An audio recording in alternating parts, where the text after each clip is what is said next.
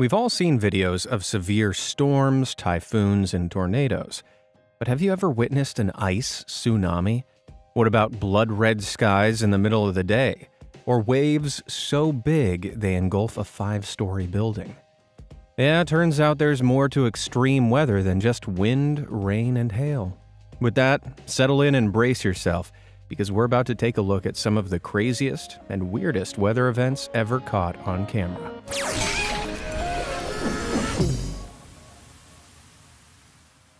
Cappuccino Sea.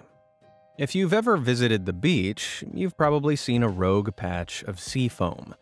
This freaky froth is a natural phenomenon that occurs when high concentrations of organic matter in the water, like seaweed and algae, is tossed around in the wind and the waves. This traps air into it, producing miniature bubbles that accumulate in the bizarre brown froth. It isn't usually harmful, but that doesn't mean seeing Froggy Beach in Australia turned into one giant cappuccino is any less unnerving.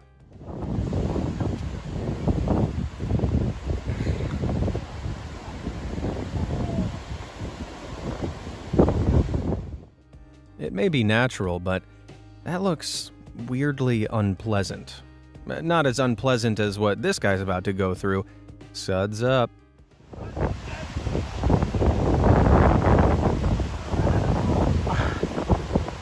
That is so good. Where is he?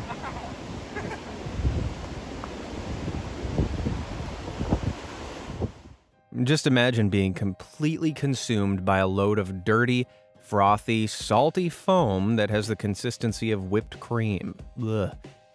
While the majority of the sea foam isn't toxic, some countries, like the UK, dump large amounts of untreated sewage straight into their seas and rivers, which can create toxic froth on the waves. Seeing how it's almost impossible to tell the two types of foam apart, I think I'll stick to the sun loungers, thanks. But what would you do? If you dive right in, hit that like button. If you'd stick to the sun loungers like me, hit that subscribe button. All done? Great. What weird weather phenomenon have we got next? Uplit lightning. We all know that lightning strikes start in clouds and either streak across the sky from cloud to cloud or hit the ground, right? But if that's the case, how do you explain this?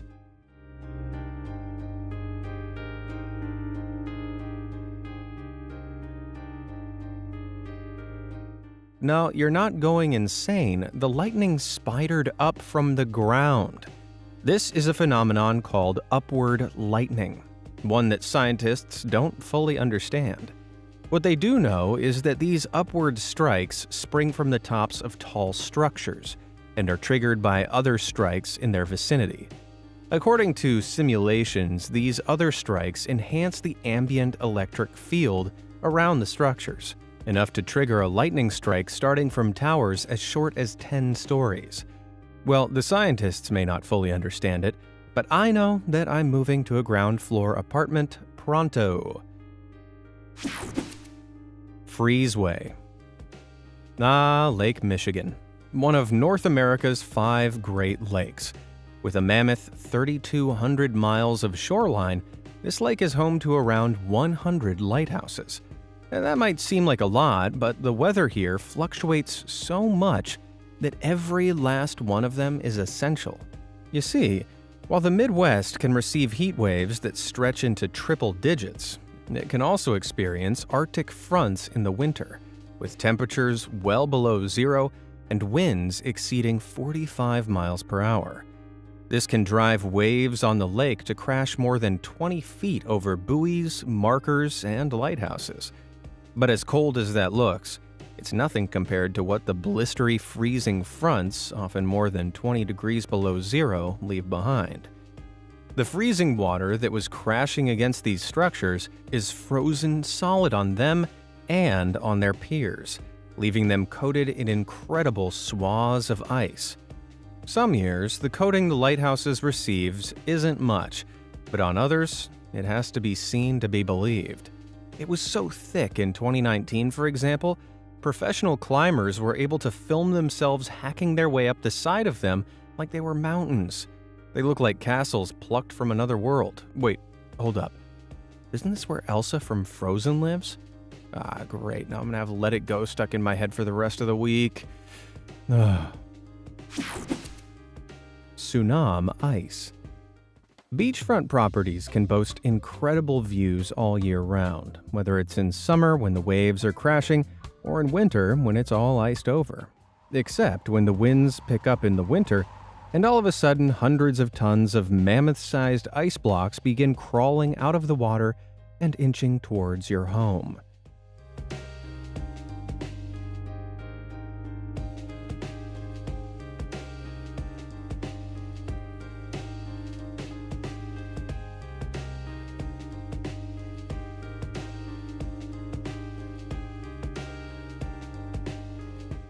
Despite what it looks like, the ice doesn't actually have a mind of its own. This is what's known as an ice shove, though it's sometimes referred to as an ice tsunami because of how big the ice can be and how fast it can roll in, like it did on the Kuskokwim River in Alaska back in 2020. Whoa.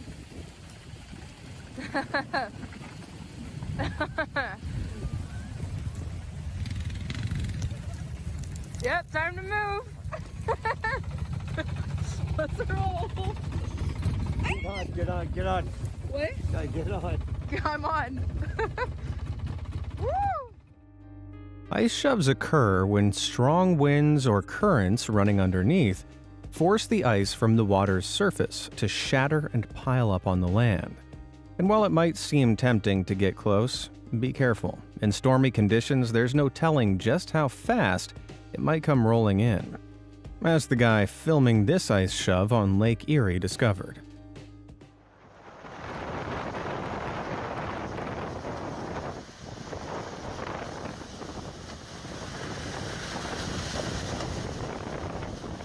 Oh my God, I can't believe I actually got it.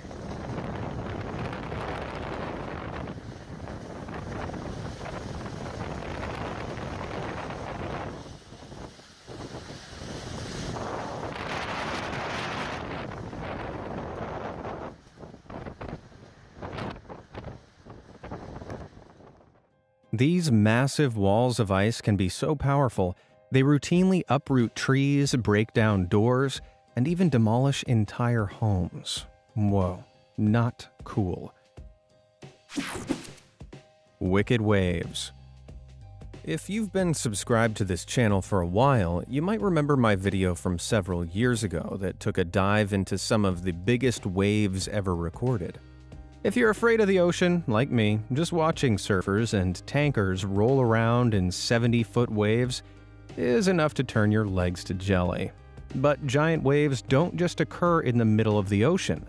Back in 2015, Typhoon Chan-Hom terrorized the coast of East China with its 140-mile-per-hour winds whipping up waves at the coastal city of Wenling to a horrifying 5 stories high. These waves surged inland, flooding the coast and forced more than 1.1 million people to evacuate their homes. But this wasn't the last time scary storm waves of this magnitude tried to take on buildings along the coast. Back in 2020, the Mediterranean storm Gloria arrived on the shores of Mallorca with winds of 71 miles per hour. While not as severe as Typhoon Chan-Hom, they were still able to whip up waves more than 27 feet tall.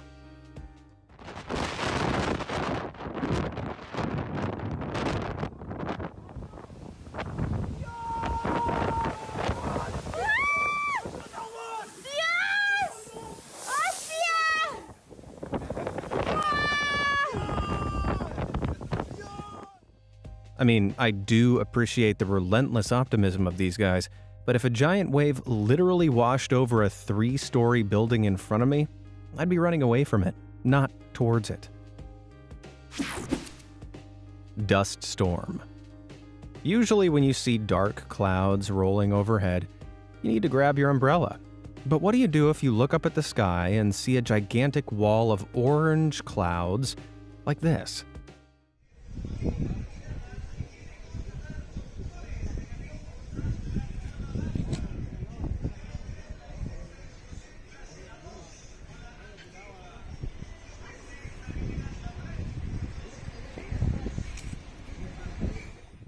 I don't think an umbrella is going to cut it here. Here being Diego de Almagro in Chile back in March 2022. This isn't any normal storm. It's a dust storm. Sometimes called a sandstorm, these ominous phenomena arise when strong wind fronts blow loose sand or dirt from a dry surface, like a stretch of land or desert after a drought. This accumulates in dense, wall-like clouds that can measure up to 37 miles high. And while an approaching storm looks terrifying, being inside one is something else.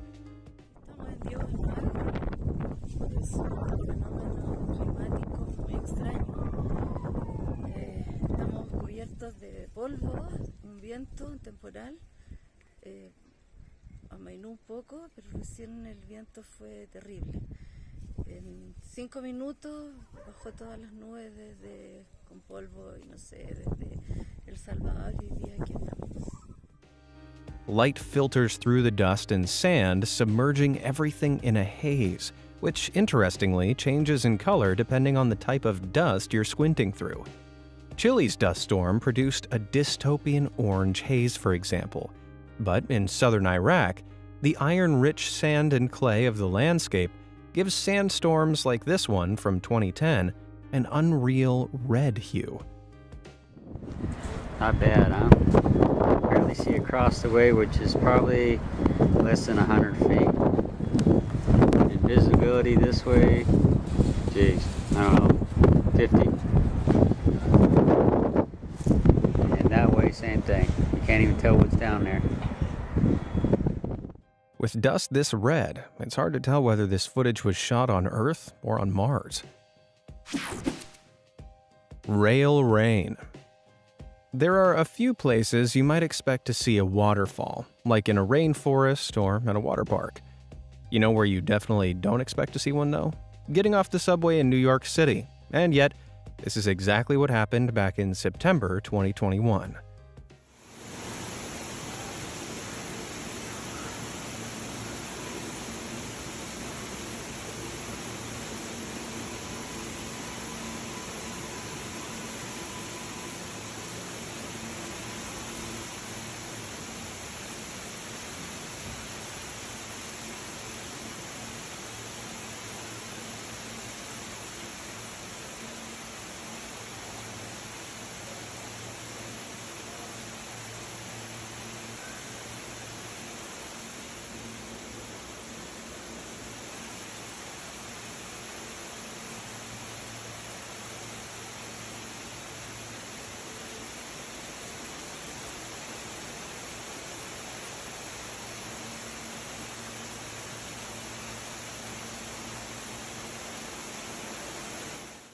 There's so much water here, I'm not even sure if this is the NYC subway or one of the rides at Universal Studios.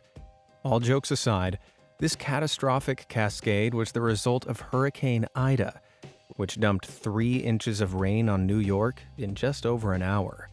Now, this was a big problem because New York's sewage system is only designed to handle 1.75 inches of rain an hour at best.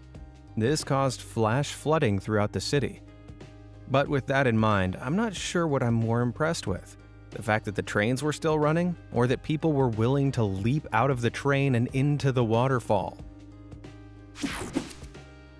Wave goodbye.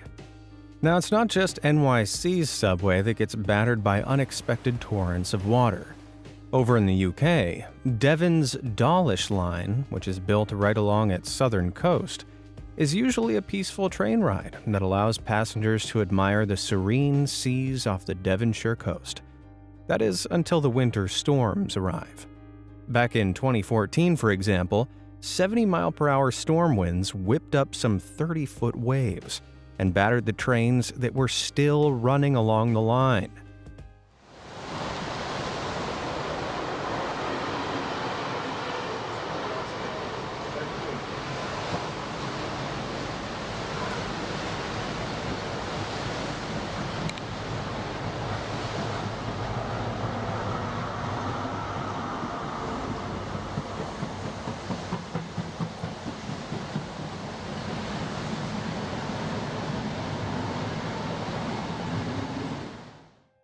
These were some particularly powerful waves, one that ended up almost completely destroying a short stretch of shoreline railway. More than 35 million pounds was needed to repair the line, along with a further 80 million pounds to repair the seawall protecting it.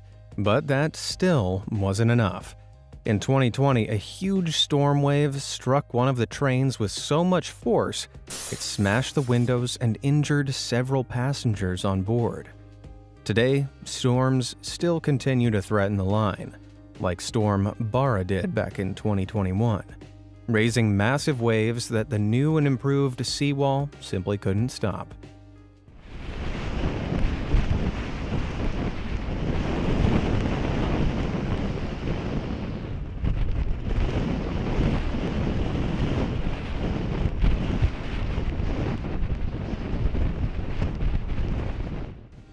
Yikes. Looks like those improvement plans might have been derailed. Stunning supercells. Now, there are showers, there are storms, and then there are supercells. Wide anvil-shaped systems of clouds that thrive on two tilted airstreams, one of upward-moving warm air and another of downward-moving cold air. The humid air rises, condenses, and then falls back down as cool air, forming these supermassive, turbulent storm clouds that can reach 20 miles in diameter and are up to 75,000 feet tall. But as imposing as they look, they become even more menacing when the particles in their clouds collide, building up a static charge, forming an endless supply of lightning.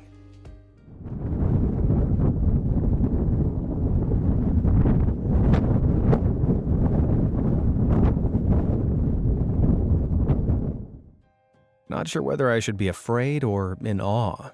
Probably both, right? Well, when the rotating updraft feeding this formation really gets up to speed, forming what scientists call a mesocyclone, that's when they can start spawning something a little more terrifying at the ground level.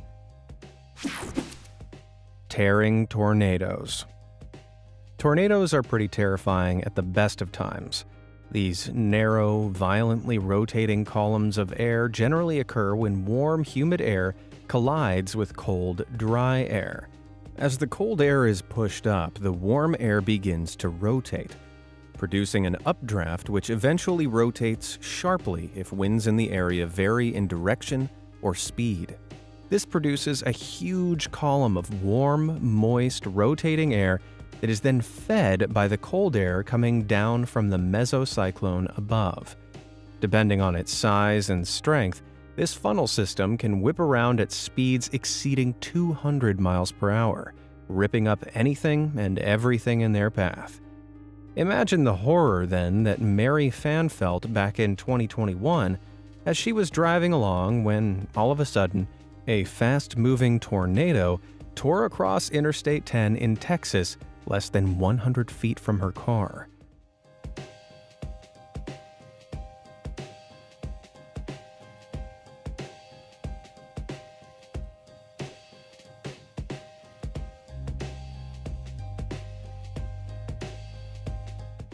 Whoa, was there some lightning in those as well? Well, thankfully, no. It was just the force of the wind snapping the power lines, causing a couple of flaring blue electrical surges. Whew, tornadoes are already terrifying enough on their own, thank you very much. Waterspout scramble. Now, tornadoes don't just form over land, they can form over water too. Although when they do, the weather nerds prefer if you call them waterspouts.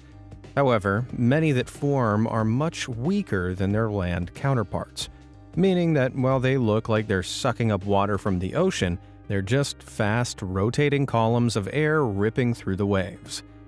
The average waterspout is 165 feet in diameter, with winds around 50 miles per hour, much, much less than those previously mentioned 200 mile per hour tornadoes. They almost don't sound that bad. That is, until they reach land, like this one in the coastal town of Cefalù, Sicily did back in 2020.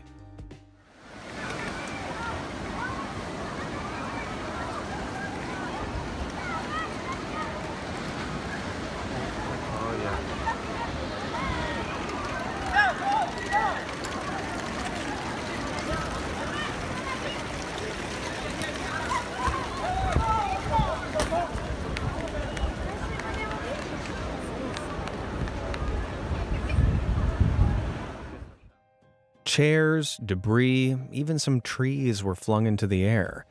A few fish were reportedly dragged from the sea and dumped on land as well. Luckily, this one only lasted a few seconds before the warm stream of air feeding the rotating updraft of the waterspout was disrupted as it reached land, where it eventually collapsed. Super scary, but surprisingly delicate. A bit like my ex-wife. While seeing one up close, but not too close, is pretty mesmerizing, imagine seeing 4 or even 5 all at once, like the onlookers in Laguna de Bay in the Philippines did back in 2020.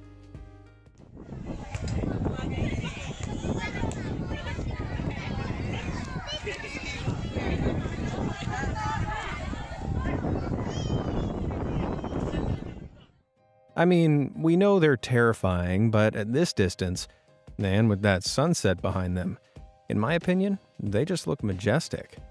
Now, there are actually 2 types of waterspouts, tornadic and fair weather. Tornadic waterspouts are simply tornadoes that form over the water.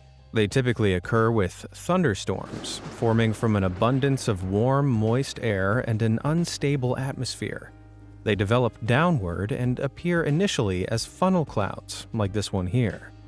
Fair weather waterspouts, on the other hand, form during relatively calm weather. They tend to form along the long, flat bases of developing storm clouds, where air begins to circulate along the surface of the water and develop upwards, much like the one that terrorized Sicily. They typically occur during light wind conditions, and because of this, they don't move much. Even so, if you're out on the water and start seeing droplets flurrying around in a spiral, make sure you start paddling in the other direction. Fire-nado. Okay, so now we've witnessed how terrifying regular tornadoes and waterspouts can be, but have you ever heard of a fire twister? Sounds like something made up for a film, doesn't it? Well, firefighters tackling a wildfire in Greece learned that these things are real and horrifyingly powerful back in 2021.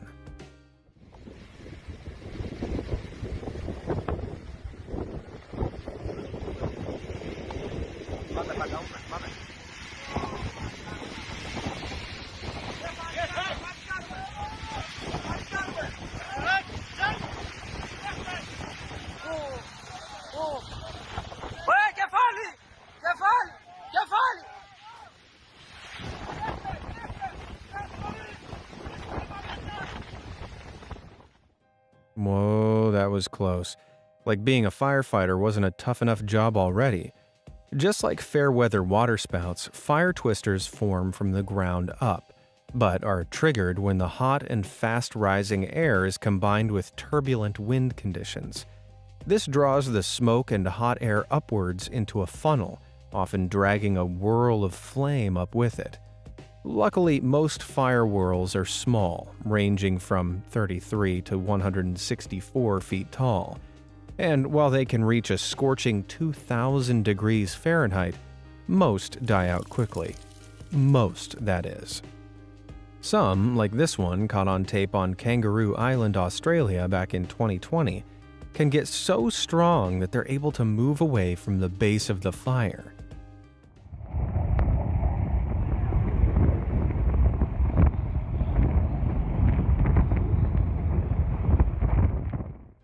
But this isn't a fire whirl's final form. In the cases of larger wildfires or even volcanic eruptions, the sheer amount of hot air and ash rising into the troposphere can create flammagenitus clouds, also known as pyrocumulonimbus clouds. Depending on the wind, these ash clouds can become storm clouds, hosting mesocyclones and creating their own actual tornadoes, also known as fire tornadoes. This happened back in 2018 when California's Carr Fire triggered the creation of pyrocumulonimbus, which eventually gave shape to this horrifying EF3 tornado, with winds in excess of 143 miles per hour.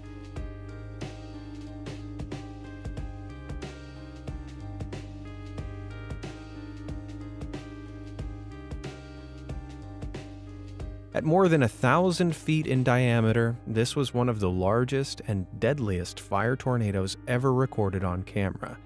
Oh, I do not envy the crew of that helicopter one bit. Brace for the glacier.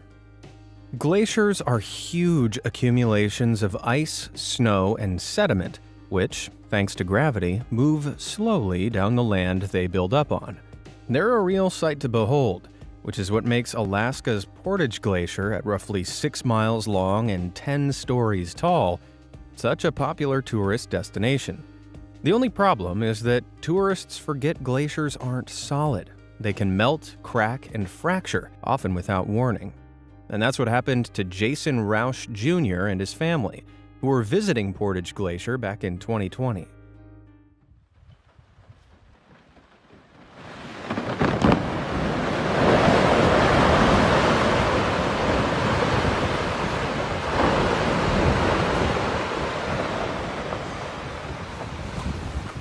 Oh. Hey, Sue, get off of there. Get off of there. Get off of the ice.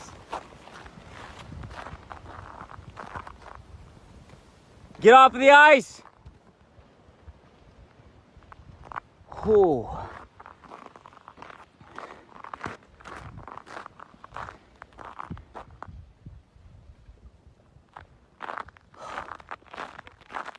Are you okay, Sue? Oh. Oh my God. Whoa.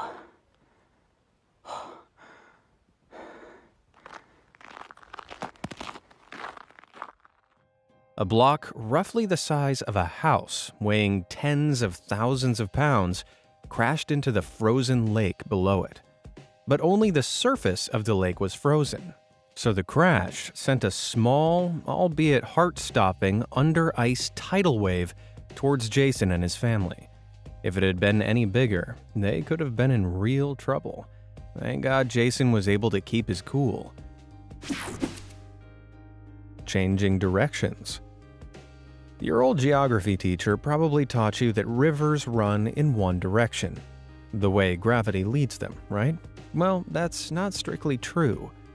Some rivers around the world experience an all-natural phenomenon called a tidal bore, which is where the leading end of a tide from the sea is strong enough to push against the river, temporarily reversing its direction. This occurs in places where the mouth of a river or estuary is wide and flat, and the difference between low tide and high tide is quite large, usually about 20 feet in difference. When those conditions are met, a tidal bore can form, like it often does in Moncton, New Brunswick.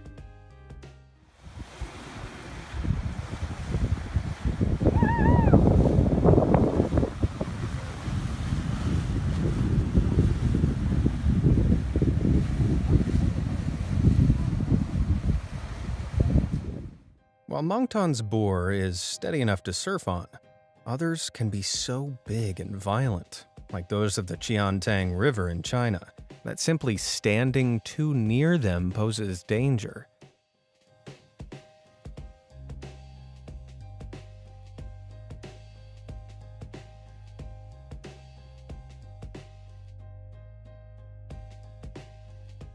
The surging sight of this 30-foot tidal wave has become so famous that it's earned the name Silver Dragon, and thousands of spectators gather along the banks to see it every year.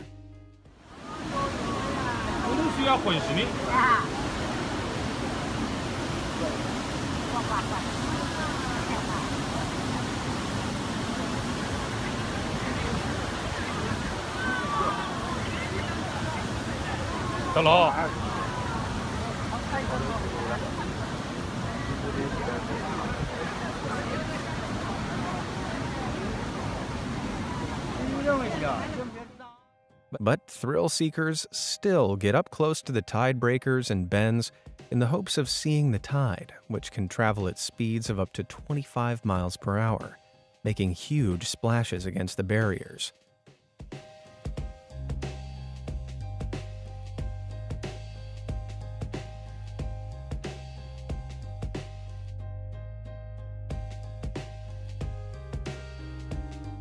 But hang on, how do spectators know when to gather in the thousands for the largest tidal bores?